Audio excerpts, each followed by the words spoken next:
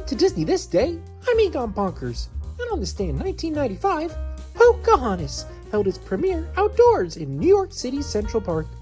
The Great Lawn hosted over 100,000 guests who watched the film for free on 4 80-foot-high movie screens. This large crowd made Pocahontas the largest movie premiere in history. Singer Vanessa Williams performed live after the screening. Famous attendees included then Disney CEO Michael Eisner, Mariah Carey, and then New York City Mayor Rudy Giuliani. Hard to believe it was 30 years ago, huh? Do you like that movie? What's your favorite song in it? I like Colors of the Wind.